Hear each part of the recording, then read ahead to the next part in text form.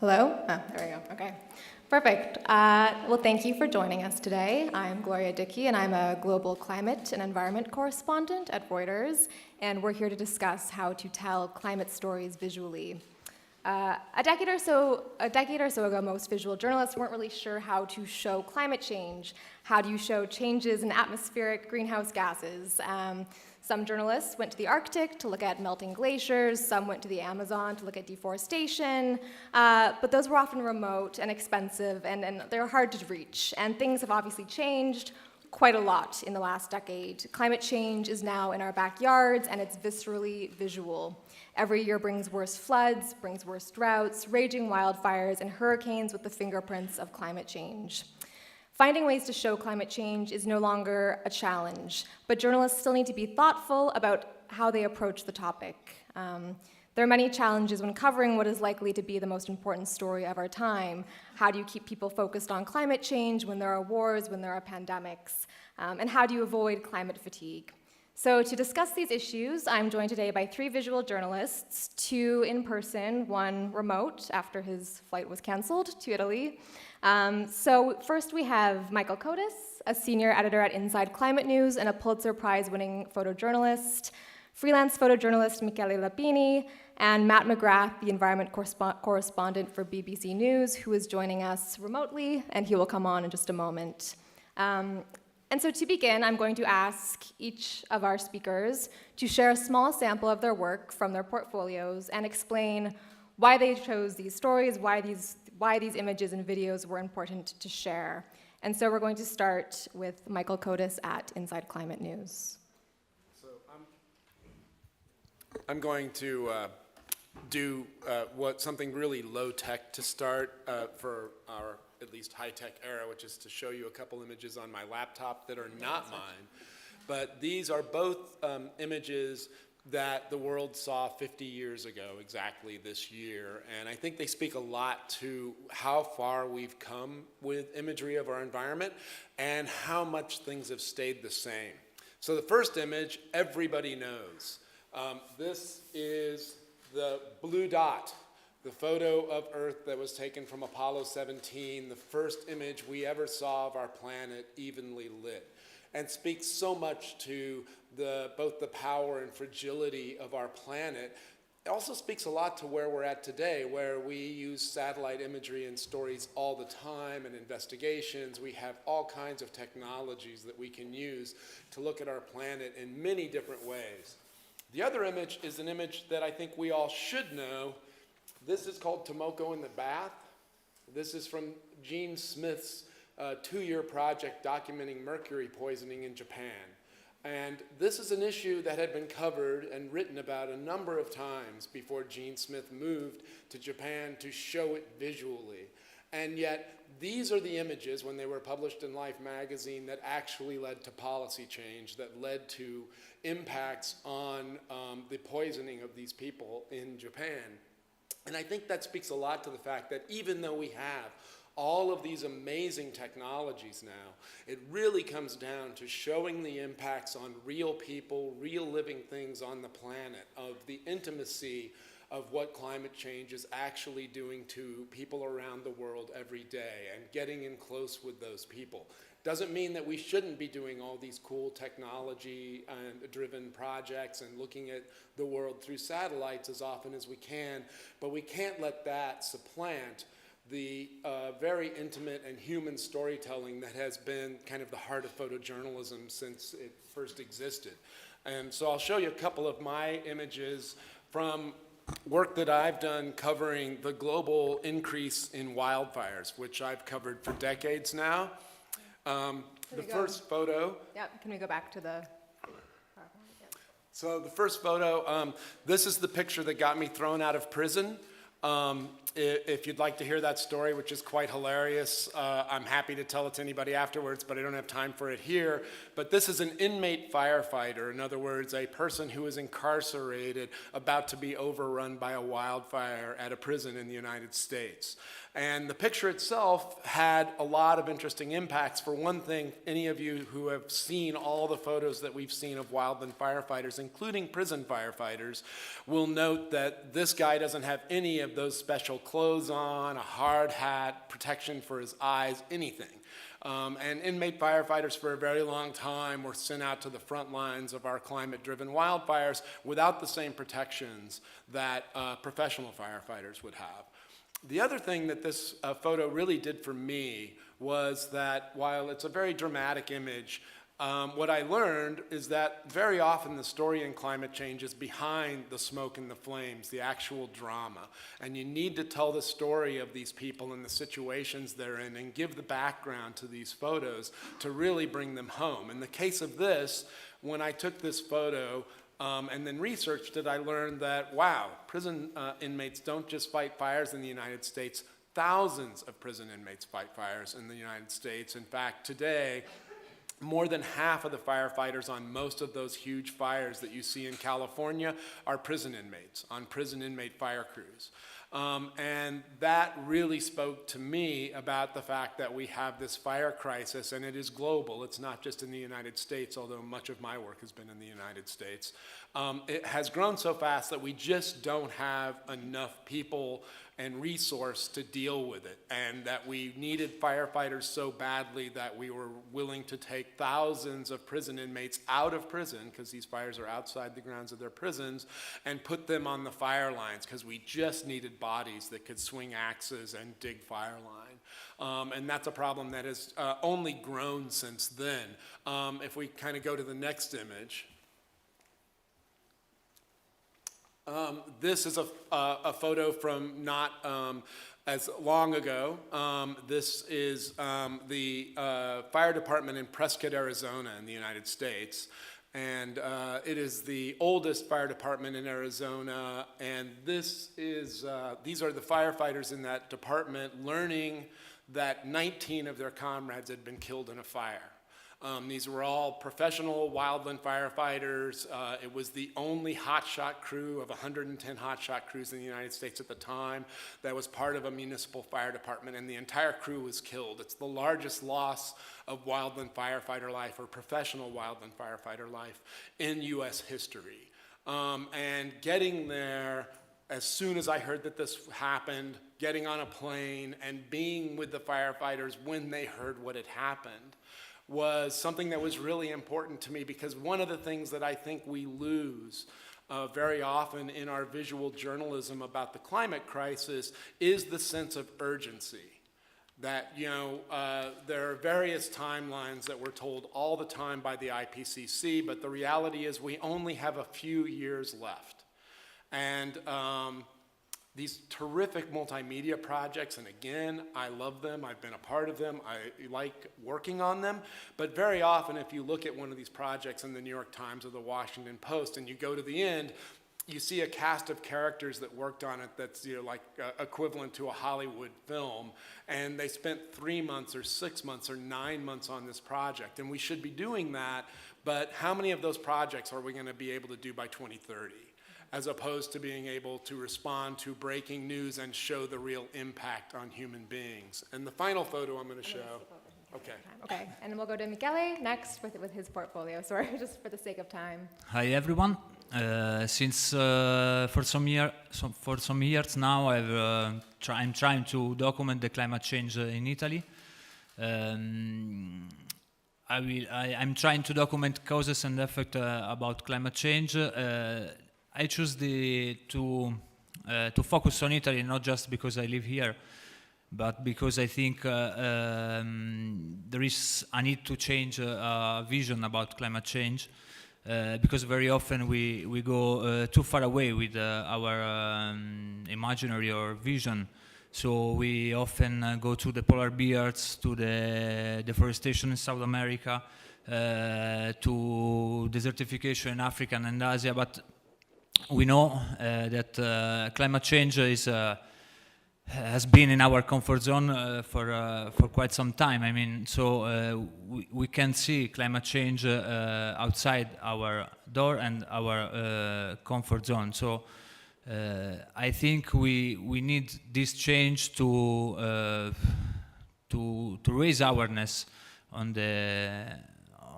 this issue and to try to make or provoke some reaction and to stimulate about also radical political action to fight against. Can we switch to the slides again? Go. Thank you. So this image I took in December 2020 near Modena during the Panaro flood, the Panaro River flood, and this image represents a new way. I mean, new is not so new, but a different way to document climate change with drone photography. And I still don't know if I like it, drone photography or not. But I think it's very powerful to document the climate change. The drone photographies was very, very useful for me when I was documenting the Vaia storm in the northeast Italy. Without drone photography, it was like very, very hard to share the gravity of the situation that was in that area. And the next one is I took this photo in the Presena Glacier between Lombardia and Trentino. Here you can see a worker removing the geotextile sheet that are putting on a part of the glacier during at the beginning of the summertime, and they remove the sheet at the beginning of the winter, the autumn.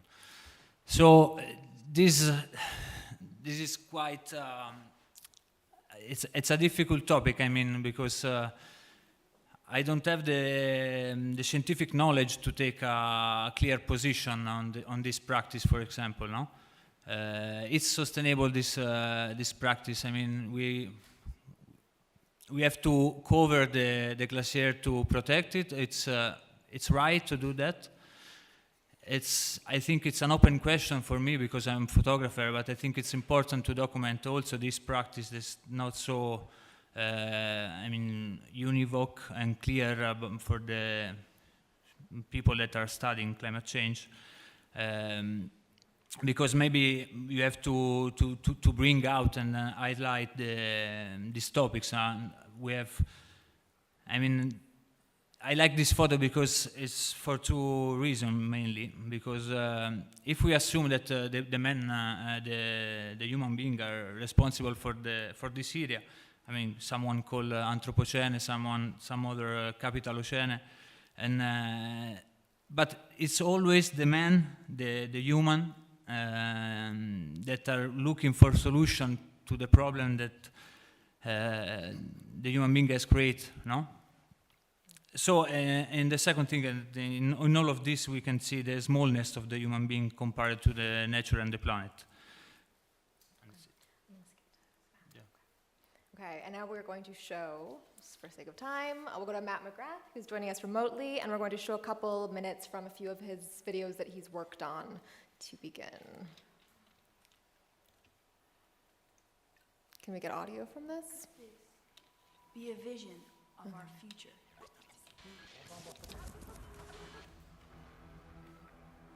This is what it's like, living in the worst air pollution in the world. Cities growing unchecked, filthy air, the silent effect of climate change. Is this toxic cocktail pushing our civilization to its limits? It's morning in Ulaanbaatar and people are going to work, getting ready to go to school, and I can smell the pollution. It's so thick, you can even taste it. I've got a pollution monitor here, and it's measuring PM 2.5, which is these tiny particles that get deep into your lungs. That's why they're so dangerous. And a minute ago, it was at 999. That's as high as this monitor will go. Safe levels are supposedly anything under 25. So how on earth did it get this bad? Okay, and that was the first clip that he wanted to show, and this is another clip about extreme heat.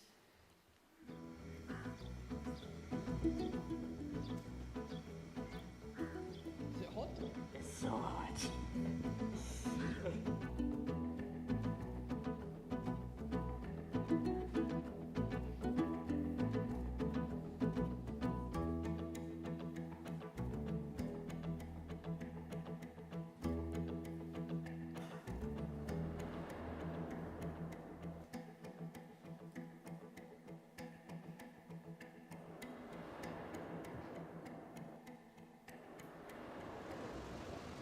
We came to El Diwania province to film the story of Sheikh Kazim al-Ka'bi, a farmer whose area has been badly affected by climate change and extreme heat.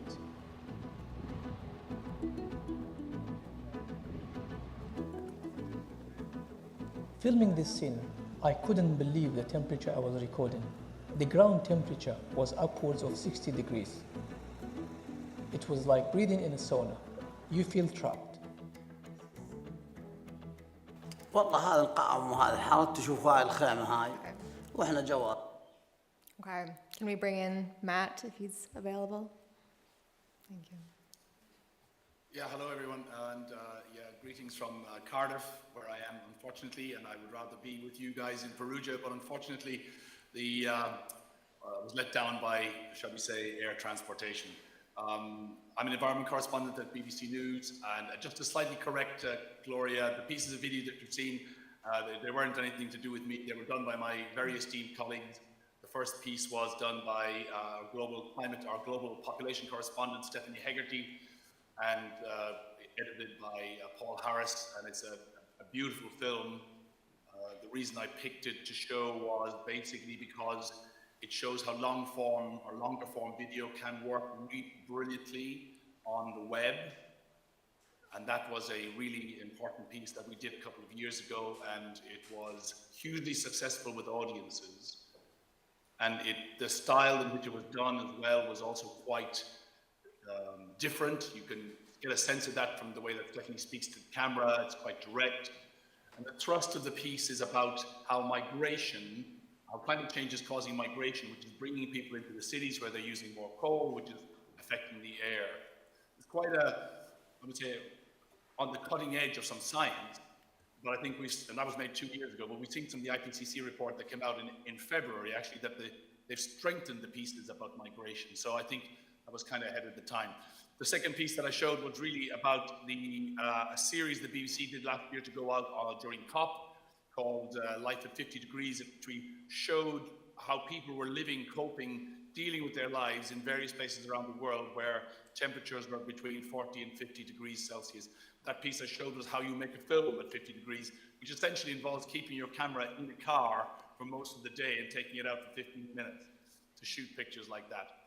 So the reason I picked all those was to show how the nature of what we do and how we cover climate change has changed across the period of my career there at the BBC. I remember back in 2007, I looked at this the other day, when we covered the IPCC report, it was smokestacks and polar bears. And we were stuck in all that kind of argument about those kind of things. And I fast forward to now, we're talking about migration, we're talking about air pollution, we're talking about the interconnectedness of these things, these difficulties, and we're talking about their relevance to real people and how they touch people all over the world. So for me, this has been one of the big changes. And for the BBC, it's grounded very much in the science. It's the science of attribution, which shows that so many more events are connected to rising temperatures. It's not just our opinion, it's the views of scientists who have shown this again and again. And so therefore, that in a sense has broadened the range of things that we can look at, connect to climate change, talk about, see how it relates to people's lives. So basically, that's one of the major things that's changed across the period of the last 15 years or so. And I imagine we'll be in for some significant changes in the next decade or so as well. All right, great. Thank you for sharing those, Matt. So we're going to switch to the question period of the panel now, and we'll also have 15 minutes or so at the end for Q&A, so feel free to start thinking about the questions you might want to ask Michael or Michele or Matt. So I'm just going to start with kind of an overview question, but when it comes to climate change, and Matt, feel free to jump in whenever you can, but what can visuals provide that the text can't? How can we use visuals to really capture people's attention on this issue, especially when climate change threatens to be displaced by faster moving crises like war?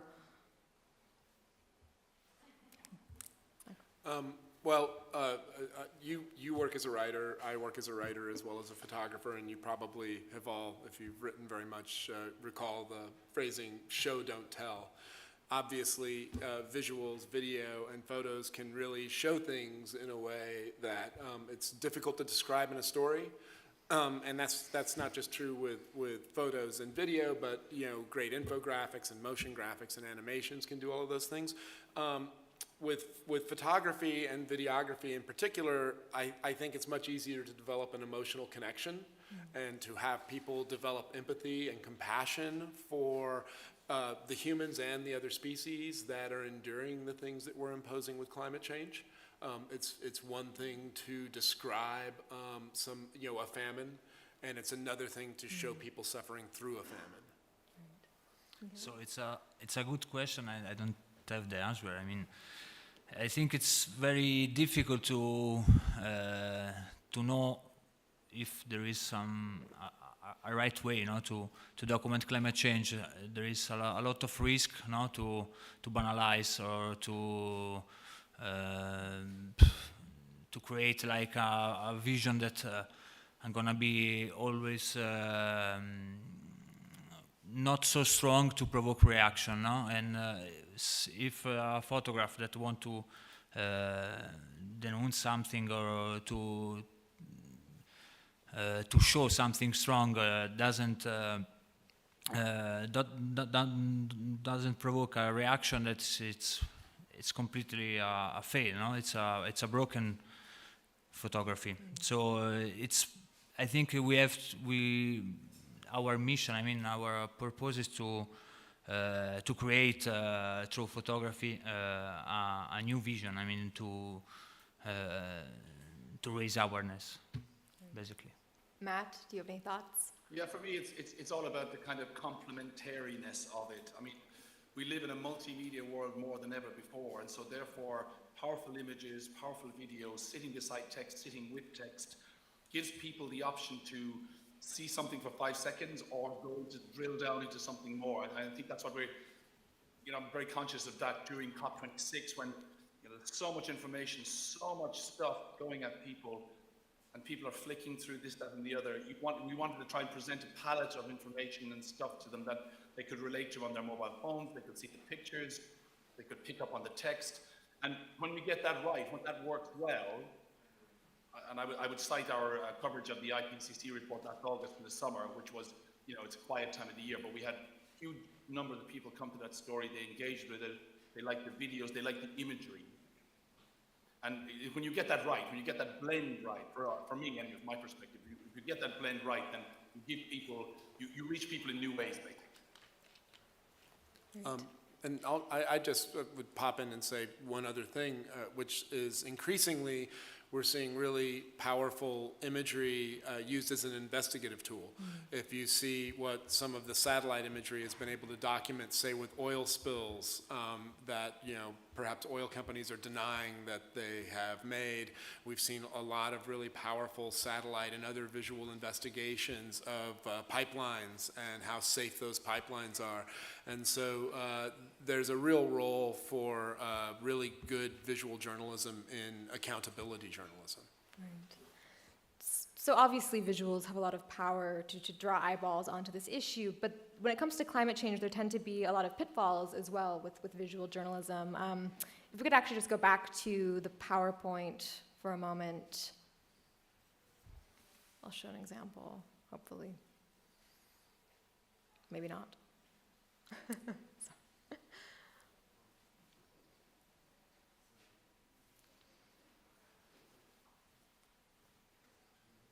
Okay. So this was an image that got a lot of headlines a few years ago, and it was, we tend to, as you mentioned before, 15 years ago, polar bears were often used to showcase climate change. But this came with a correction eventually from National Geographic saying that it had drawn too definitive of a connection between climate change and this starving polar bear video that went viral. And so there's lots of times where it's quite difficult to kind of pick out the nuances of climate science. If you're looking at an image of a hurricane, how do you know, to what extent did climate change make that worse? So I'm wondering if you can kind of speak to, I guess, how to avoid those potential issues, as well as how to avoid what some people call climate porn, which is the starving polar bear, melting ice sheets, these very dramatic images, and how you kind of level that out a bit. I think something's a real challenge, I think it's, time and again, I spoke to one of our editors about this issue. How do we get images of things that show climate change impacting real people? The classic example here is heat waves. We show children with ice cream, we show people on the beach, but we don't show people seeking shelter or suffering from heat. And, you know, I know that we in the BBC have had conversations with various agencies to try to get them to take those pictures so we can show a more nuanced, more, you know, full range of pictures across something like a heat wave. And we still struggle. It's still a struggle. So I think, you know, there's so much more to be done on this to get those human stories. In terms of verification, in terms of the authenticity of events, we still rely obviously on science to say, to point the finger and say, to attribute these events to climate change, and we follow the lead of scientists in that area, and that field, as I said, has become much stronger over the last number of years. To follow up on what Matt was saying, I also think there's an intersection here between the struggles of the news industry and particularly the photojournalism industry with telling these stories. The photo staff I ran that had 20 years ago had 21 photographers, just had its last photographer leave, and they have no staff photographers anymore. And it's all freelancers and catch as catch can, and so you go for the low-hanging fruit, and so when there's a heat wave, instead of having the time to go out and really report and do a visual study of the really dangerous impacts of that heat wave, it's really easy to go to the beach or the pool and show people splashing around because you got 10 assignments to shoot in a day, and you've only got 20 minutes to do this. And I think in the bigger picture, that has led us to fall onto some tropes like the starving polar bear or the collapsing ice sheet, because you have a story coming across, it's a climate change story, you've only got 10 or 15 or 20 minutes to figure out how you're going to illustrate it, and so you go again to the easy hit rather than really thinking about it and doing some research and coming up with visual journalism that will move the conversation forward. Michele, did you want to talk about maybe kind of the unique, what Michael just mentioned, some of the challenges that freelance journalists and photojournalists face in this industry? Yeah, I don't know if it's more difficult or not to document the climate change as freelancer. For sure, as freelance, we have to challenge with the money, for example, for the travel. So for me, it's quite easy because I choose to work in a place where I live. But I think we have to avoid this kind of image we saw before, to avoid the saturation of this kind of image that doesn't provoke anything. And I don't know which image we have to produce or to shoot, to make. And I think we have to put more attention on the stories. I mean, just not to go so far away with our vision and try to replace what we have in mind, but just to listen the communities that are live in some place, or just to study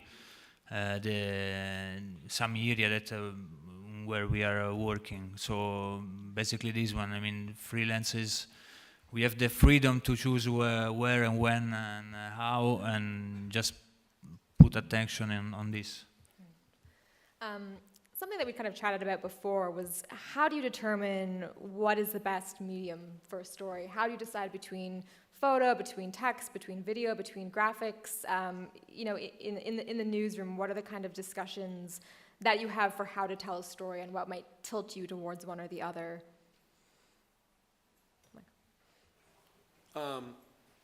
Well, when you think in terms of starting out with photo and video, which I still see as the foundation of great journalistic visual storytelling, a few years back, there was a movement to try to arm every photojournalist with a video camera, and then the still photos that might run in a newspaper or something, you would just pull as frame grabs out of the video.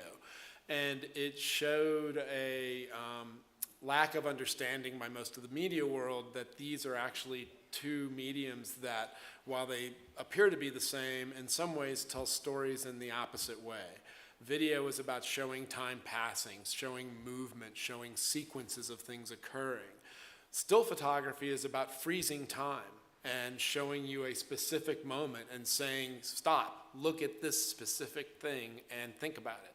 And so, the first thing to do is to recognize that mediums have their strengths and weaknesses in this, and sometimes a portrait of somebody going through this is going to be the best way to tell a story, and sometimes a video of them going about their life is going to be the best way to tell a story, and a skilled visual journalist will recognize the opportunities in that. So to some degree it comes to trusting the people that are working with these mediums.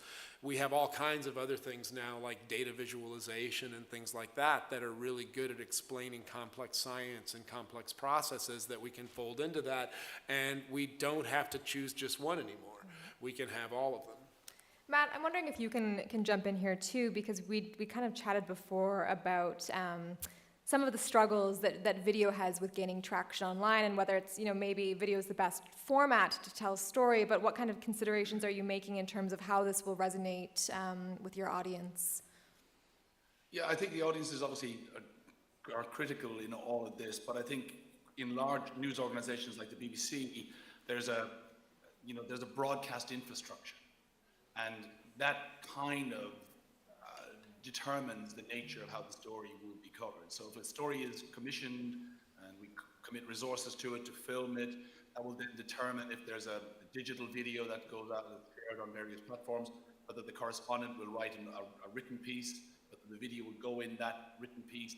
And there'll be a lot of talk and discussion about the rollout, as we call it, and how that works. And that's often the most critical and difficult part of telling the whole story, to be honest. So a lot of consideration is given to what works best with audiences, what we have in terms of pictures, how much explanation a story needs. All those factors are taken into consideration. And sometimes, as a story is published, we will change the nature of that on the fly. So if we see the text piece is not doing well, we'll obviously tweak the headline and stuff, but maybe if there's a video piece that can be promoted instead of that, we might promote the video piece, and so that might get more traction. And to work that across the piece as well, so that we have a range across the day and into the evening, so that there's a kind of a tail. And we often find with stories where we start with an online piece and end with the video, that there's a really long tail in terms of search, that it almost becomes like a perpetual motion machine in some respects. You start with a text piece, people see the video 12 hours later, and then they start searching for the text piece. So I think those are some of the considerations in a kind of in a moving situation about how we decide to go with text or video. Obviously, video has different range of audiences, different strengths. Text has a range as ranges as well. But for engagement, I imagine that I would say that in most cases, text has a longer engagement than video.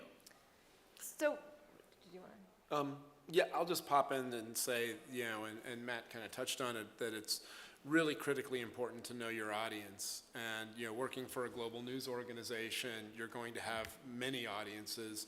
Our audience at Inside Climate News is pretty specialized and pretty specific, so we've discovered that video didn't do that well for us. It just did not get the connection that other things did, but still photography did. And so we're doing a lot more with still photography there than we are with video, and it's hard to know exactly why our audience is that way, but we are dealing with an audience that knows a lot about climate change already, is fairly passionate about the topic. We do get quite good numbers in our readership, but we kind of have to start knowing that they're coming in with a certain amount of knowledge, and that they like to see still photos and detailed stories that go with them more than they like having the same material presented to them in a video. So we're also in the age of TikTok and a huge increase of user-generated video, and I think some of the most memorable visuals in the past couple of years have been people racing away from wildfires and filming it, or coming across a singed koala bear in Australia's bushfires. So I'm curious how that affects how we share stories, and how how do you responsibly reference that material or fact check it as journalists? And I'm not sure. Matt or Michael? So I've kind of come to think of that in the same way that you would think of finding a source on Twitter for text and getting a quote and needing to verify that this is a real human being and not a bot and that they actually experienced this.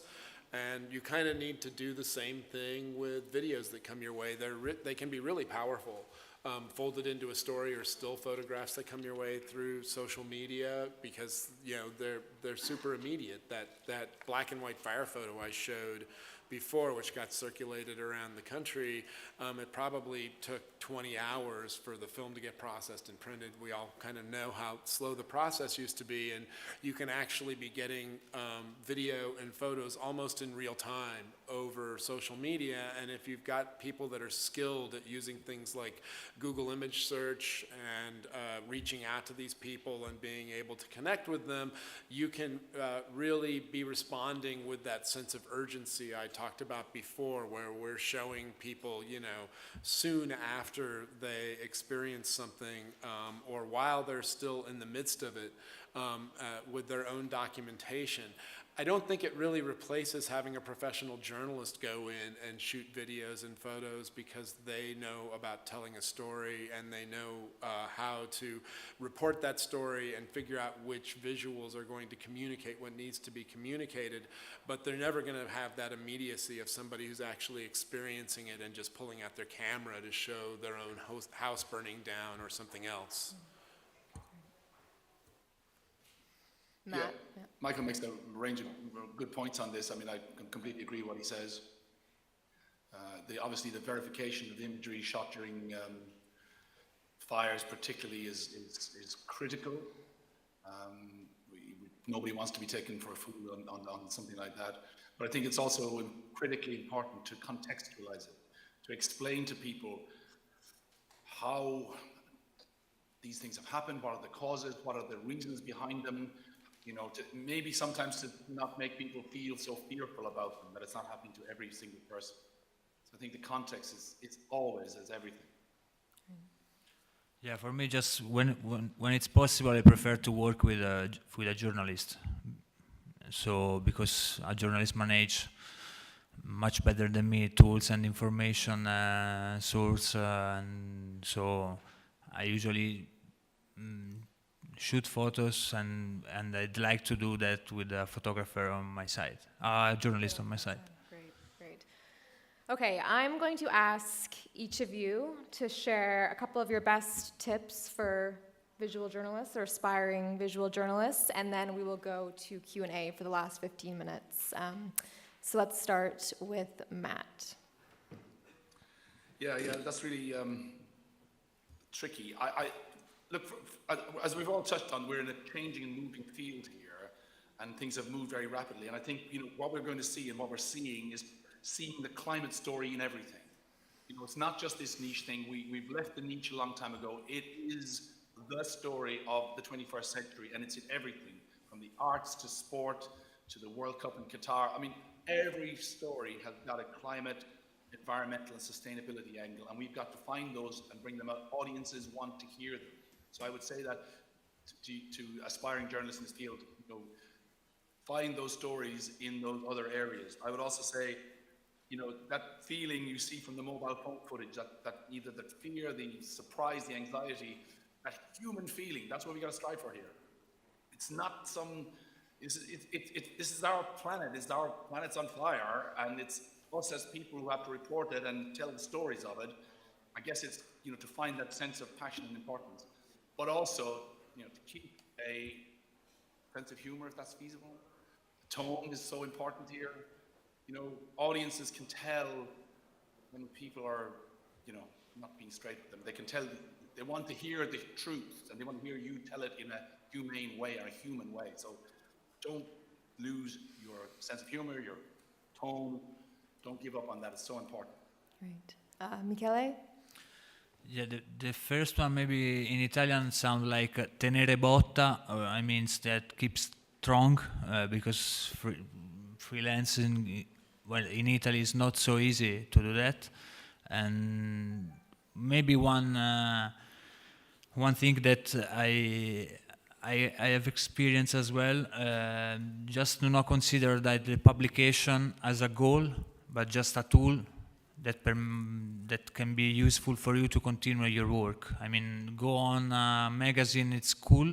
You can post it on Instagram, Twitter, and blah blah blah. But it's nothing about your work and your story. And so, just not to focus on I do the story because I can publish, or I don't do the story because I don't have an assignment or whatever. If you want to do the story, do that. And if you don't publish, the next story you will, and maybe this story you don't publish this year, but maybe next year I'm gonna be in somewhere.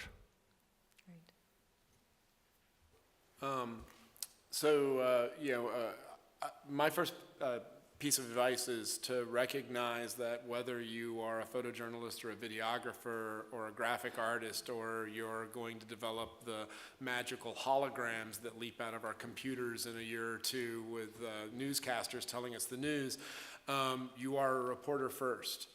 You're a photojournalist, you're a video journalist. And so, learn the stories, learn people's stories, but also, read up, understand climate change, understand what you're reporting on. My work on wildfire related to climate change that started basically 20 years ago started with me reading a scientific paper about the global increase in wildfire and recognizing that fires that I had been covering were going to get worse, and where they were going to get worse, and it allowed me to set myself up to be able to cover those and to be in the right place and know, research who was going to be most affected by that. So that was really super helpful. The other thing that, I've found that I'm really guilty of, so I guess I'm saying this to give myself advice, is, don't let perfect be the enemy of good. Do your stories and get them published, and don't, put off getting them published because I just need that one more image, or this one wasn't quite sharp enough. We're not here to write the comprehensive story or show the comprehensive video or photo project on any issue. They're all going to be told again. They've largely been told before, but if you've got a really good angle and a good story to tell, get it done. Get it, distributed how you're going to distribute it, and move on to the next one. It's really easy to get wrapped up in these things and have them go on for a really, really long time when that, again, I'll mention that sense of urgency I think is really important to, get it done, get it published. Don't worry if it doesn't have every image that you want in it. You're going to get other opportunities. Great, some good advice. Okay, we'll go now to our audience, and I will repeat your questions as well for Matt and for anyone watching online. Up, back there. Yeah, so the examples of work that you've chosen to highlight all have to do with extreme weather events. So I was wondering how you would approach doing journalism, visual journalism, about maybe the more abstract or less visual aspects of climate change, and even something like the IPCC report. Okay, so the question was that they've all chosen visuals that represent extreme weather events, and how would you show or visualize the kind of more abstract, less visible signs of climate change? I mean, it's a good challenge to do that. So I consider myself as a pure photojournalist, but I'm approaching, thanks to other photographers that I usually talk or see their work, to other kind of work that explore other way to document something. I've shot some photos in the River Po last week, and somehow I try to figure out to try to document the extreme drought that there is in the river in a different way. I mean, just to focus on little details, or maybe in the studio just take something and bring to the studio and work with the light, and it's like pure creativity. I mean, but it's a good question, because if you, the first thing most important that you have to think about that. I think that's where some really good reporting up front can really help you out. There was, in anticipation of not the most recent IPCC reports, but the round before that, there were a couple of really good projects done on climate scientists dealing with their own grief and depression and spending time with them and profiling them, how they prepare for this meeting and presenting all their information, how they deal with all of the climate denial and trolling that they were going on with. And so they ended up being pretty powerful photo essays on, a different corner of the humanity who we hear from all the time, but we don't really see actual visual journalism on. By the same token, in anticipation of, say, an IPCC report or a conference of the parties, recognizing the issues that are going to be brought forward at that and going and spending time in the regions and with those issues in anticipation of that coming through, perhaps going and covering those impacts in the location where the COP is occurring. So you go and start doing your photo essay in Egypt, where the next COP will be, before the COP arrives there. I think that's really important to do, because so much of the imagery that comes out of those, as important as it is to have it, is very hackneyed and gets really repetitive. We see this, same people speaking on stages and shaking hands, and we see protests out front, and many of them are very creative, but they're still just protests, and they're not going to draw new audiences and new attention that we need to do. And so I think that's where really reporting about these things up front, preparing yourself, and then planning your coverage in advance of that, so you're making the visuals before the actual conference or the report is occurring. Okay. Next question. Yep. Yeah, I would agree with them. Both Michele and Michael are saying on that.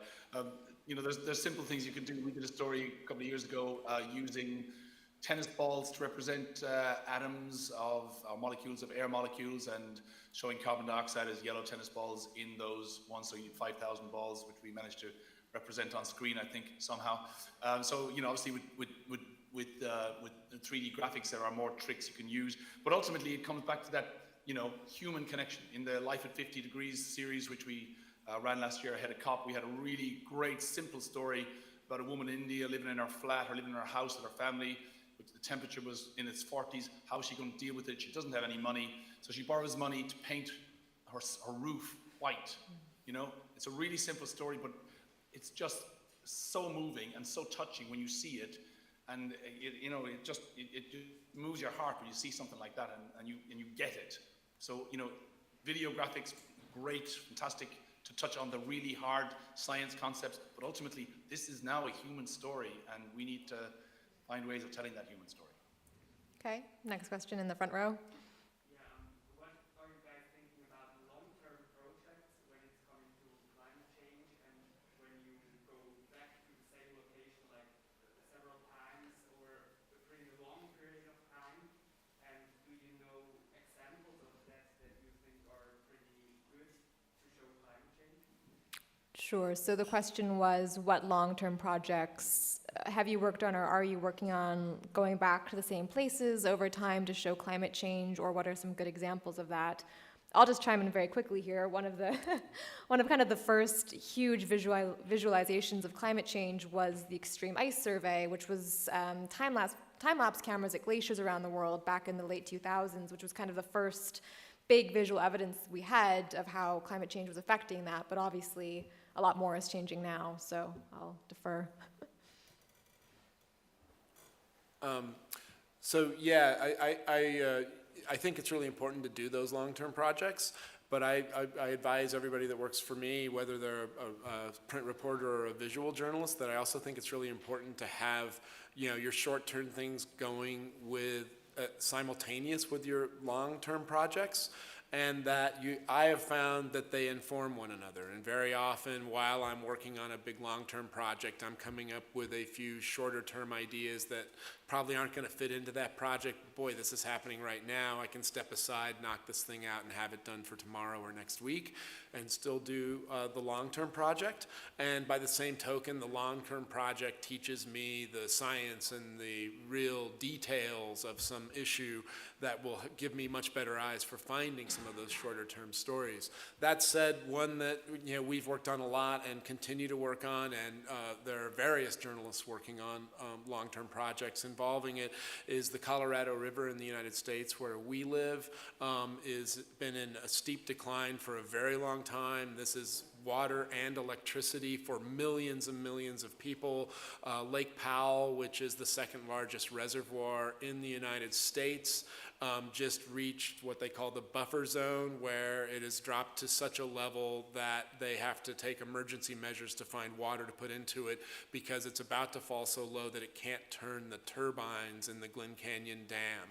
So millions of people would lose electricity if that were to happen. But amid that, for years we have been documenting the communities that are having to have the ration water in Arizona. Many farmers are actually having to quit farming to make sure that there's enough water for people who live there to drink. By the same token, we have other areas where there are farmers that are growing very water-intensive crops in the desert. Boy, is that a good idea or not? So again, you can kind of look at that and see where there's a great long-term project in that, but all of those things provided us with more immediate stories and visuals as we were doing those projects. Michele? First of all, I think it's very important to work on long-term project on climate change. I mean, I think it's one of the best way to try to document climate change. For example, in the Vaya storm, I'm following the Vaya storm since 2018, and Matteo De Maida documented the Vaya storm, I think, in a beautiful way. Just every year, every time, every month, go there and document also how the communities and the area change in front of a catastrophic event like the Vaya storm. And I think you can go check the Matteo De Maida project that won the ISPA story this year. So it's a good example. Also some abstract photography. So it's good. Great. I think we'll go to another audience question now. Yep, over here. So you said that it's important to get things done, get stories done, and then move on. But how to avoid getting lost in science? Because there's so much, especially for journalists who don't come from a scientific background. You need so much time to learn to get to know all the facts. And then when do you draw the line out of your experience, where to say, I think this is enough information now, I can get this. So the question is, how do you avoid getting lost in science when you have so much to learn and it takes so long to understand something and then you have to move on? So maybe we'll go to Matt first if you have thoughts. Welcome to my world. I'm continuously lost in the science. It's a really good question. How do we keep it real? How do we ensure that we don't overwhelm audiences with facts, or you're constantly overwhelmed with facts yourself, and trying to tell the story of what's changing? I mean, the IPCC, the recent reports have been very interesting in that sense. I guess the way we work, the way we do it is we obviously have conversations amongst ourselves. We look at audience data, we see what people understand, we try and figure out ways of phrasing the complex information in ways that actually try and break it down without losing the essence of it. To try and, the example I can think of, so the IEA last year came out with a report on how we do future technology, etc. And a lot of people focused on the idea that they weren't going to talk about, we weren't going to do any more drilling for oil and gas. And we decided to take the view that one of the lines in the report was there would be no more gas boilers universally after 2025. So for UK audience and for a world global audience, the boiler question really hit home. We still did the same, cover the rest of the report. So I guess sometimes it's just finding the thread, isn't it, that connects, and not losing yourself in the sciences. Occupational hazard. So this is where what Michele was saying earlier, where you're partnering with another journalist, can be really helpful, and having somebody like Matt, who's a longtime science writer, who can help you distill the science and figure out what angle you want to go after is, and you're also looking for the visual angle. What am I going to be able to tell with imagery? Another technique that I've used that I learned from another freelancer years ago is kind of called topic spoking, which I will apply to a scientific report, and it's kind of like a game where I go through and I try to write down how many stories could I actually get out of this scientific report, and how many ways could I go about that. And you know, as a freelancer, it's valuable because you need to sell as many stories as you can. I used to refer to it with the Native American term, using the whole animal, where, you know, they would kill a bison and they're using the bones and the horn and the skin, and it's like, I'm going to take everything I can out of this thing and get as many stories sold out of it.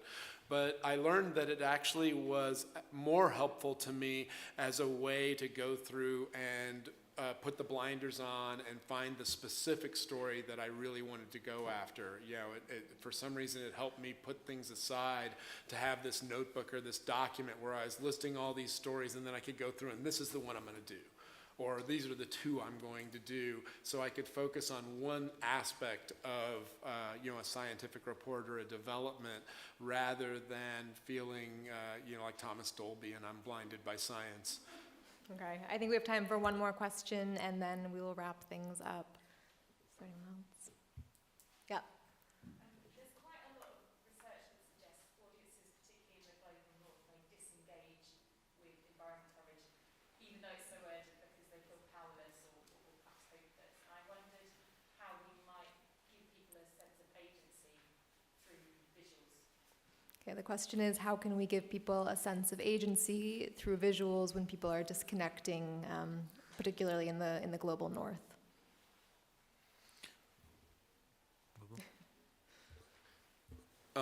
I'd point to the story that Matt just described of the woman painting her roof white.